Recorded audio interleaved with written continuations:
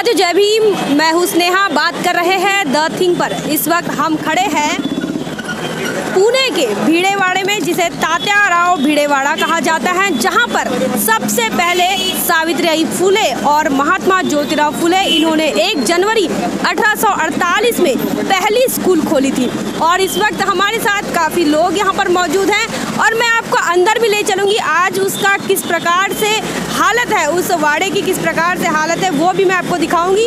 ये है पहली स्कूल जो हमारे महाराष्ट्र के अंदर, पूरे देश के अंदर जब शिक्षा का आंदोलन चालू हुआ, जब परंपराएं तोड़ी गई, व्यवस्था को तोड़ी गई और शिक्षा के अधिकार जब दिया गया, वो जगह है। और यहाँ पर किस प्रकार एक सरकार का निग्लिजेंस है, किस प्रकार प्रशासन का निग्लिजेंस है, इस पर भी हम बात करेंगे। और लोगों की क्या सेंसिटिविटी है, इस पर भी हम बात करेंगे। भिड़ेवाड़ा में, और यह वो भिड़ेवाड़ा है जहाँ पर सावित्रीबाई फुले और ज्योतिराव फुले इन्होंने पहली स्कूल खोली, शिक्षा का आंदोलन यहाँ से शुरू किया था। और यहाँ पर जब हम विज़िट करने आए तो इस वक्त हमारे साथ मौजूद है लातूर जिला के संभाजी ब्रिगेड के जिलाध्यक्ष डोगड़े पाटिल, और इनसे बातचीत करेंगे। आज वो जानेंगे इस ऐतिहासिक स्थल को लेकर वे क्या सोचते हैं। और आज 3 जनवरी सावित्रीबाई फुले इनके जयंती के अवसर पर वो क्या बताना चाहेंगे। ही आशिया खंडातली पहिली शाळा आहे ज्या भारतातल्या रूढी परंपरेला छेद देत इथं शैक्षणिक क्रांती घडणारी ही पहिली जागा। आज तुम्ही जी अवस्था पाहताय, या अवस्था पाहिल्यानंतर एवढं दुःख होतं की भारतीय लोकांना खरा इतिहास अजूनही कळाला नाही। जो गणपती हा जो शब्द आहे, जो शिकायला इथं भेटला, गणपती स्तोत्र म्हणणाऱ्या आज हजारो महिला इथं बाहेर बसतात आणि ते स्तोत्र म्हणतात, पण त्यांना वाचा लिहायला ह्या इमारतीत शिकलं। ते समोर पहा, समोरचं मंदिर किती मोठं आहे आणि भिडेवाड्याची अशी अवस्था आहे। याकडे पूर्ण भारतीयांनी लक्ष दिलं पाहिजेत आणि भिडेवाड्याचं चांगले मोठं स्मारक, जे की आपली आठवण आहे, आपला इतिहास आहे आणि तो इतिहास आपण जपला पाहिजेत। ह्या इतिहासापासून आपण जर परावृत्त झालोत तर परत एकदा आपल्या देशामध्ये पेशवे येईल आणि परत एकदा आपण गुलाम होऊ, एवढंच मी यावेळी सांगतो। सर, आज 3 जानेवारी सावित्रीबाई फुले यांच्या जयंतीनिमित्त तुम्ही महिलांना आणखी काय संदेश देऊ इच्छिता? सावित्रीमाईच्या जयंतीनिमित्त मी एवढंच महिलांना सांगतो की महिलांनी सावित्रीमाईचं इतिहासाचं वाचन केलं पाहिजे, त्यांची पूर्ण माहिती घेतली पाहिजे। आणि तुम्हाला सावित्रीमाई समजल्याशिवाय तुम्हाला तुमचं आयुष्य हे सुखात घालता येणार नाही। कुठलाही मंत्र या कुठलाही जप केल्यानं सुख भेटत नाही। तर तुमच्या घरातली पिढी जर सुधारायची असेल, भारत तर महासत्ता करायचा असेल, तर माझं असं मत आहे की आपल्या देशाला महासत्ता ह्या स्त्रियाच बनवू शकतात। कारण जसं इथं महाराष्ट्राच्या भूमीमध्ये स्वराज्य उभं राहिलं, ते स्वराज्य उभं राहण्यासाठी मा जिजाऊंचे आशीर्वाद होते, मा जिजाऊंचे संस्कार होते, त्यांचं मार्गदर्शन होतं। तसंच भारताच्याच महिला ह्या देशाला महासत्ता बनवू शकतात। तरी प्रत्येक महिलांनी भारतातल्या की जिजाऊंच्या विचारांचं आचरण केलं पाहिजे। परत एक प्रश्न आहे, काय वाटते सर तुम्हाला की ही जी अवस्था आहे या भिडेवाड्यांची, तर या अवस्थेमध्ये व्यवस्थेचा काय म्हणजे वाटा आहे, म्हणजे त्यांचं काय आपण असं म्हणू शकतो, एक नकारात्मक की सकारात्मक काय भूमिका त्यांची असेल, किंवा काय त्यांचं कटकारस्थान असेल, असं काय वाटते तुम्हाला?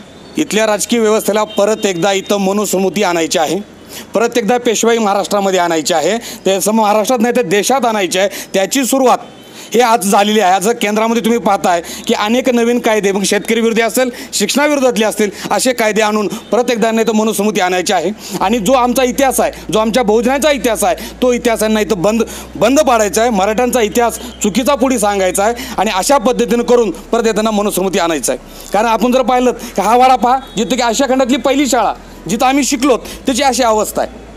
याच्या मार्फत आणि प्रत्येक आपल्या वास्तू जे आहेत त्यांनी अशा पद्धतीनं बंद पाडण्याचा प्रयत्न करते। मैं आपको ये बताना चाहूँगी कि यहाँ का शासन प्रशासन, इसके पहले हम भीमा कोरेगांव गए थे, उसके बाद हम संभाजी महाराज इनकी समाधि स्थल पर भी गए थे, लेकिन जिस प्रकार की अव्यवस्था यहाँ के प्रशासन ने दिखाई है, जिस प्रकार का उसका एक इग्नोरेंस हमको समझ में आया है, वो बहुत ही मतलब दिल दहला देने वाला है, बहुत ही खतरनाक है।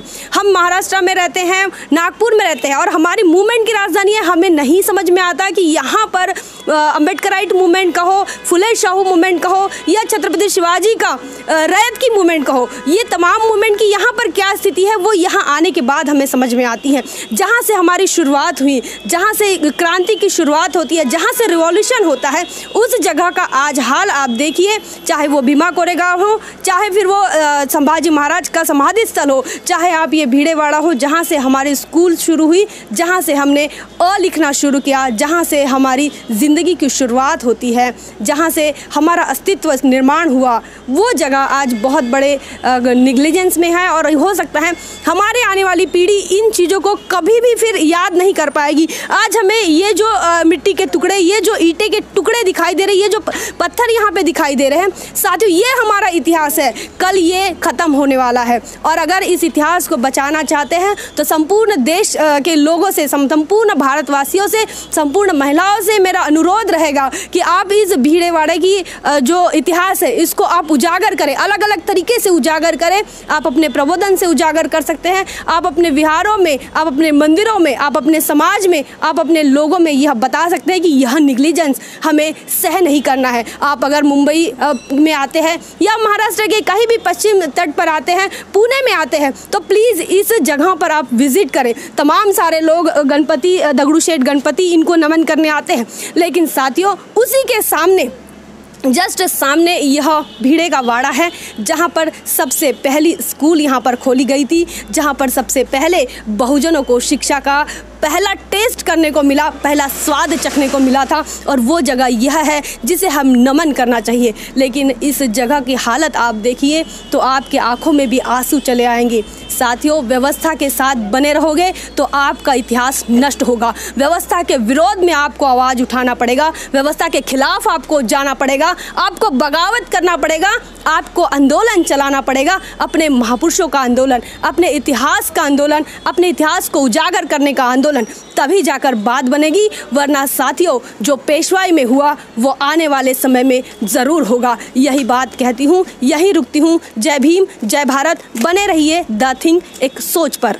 बहुजन विचारधारा को घर घर तक पहुँचाने के लिए हमारे YouTube चैनल को सब्सक्राइब करें, लाइक करें, कमेंट करें, शेयर करें और बेल आइकन की घंटी दबाना ना भूलें।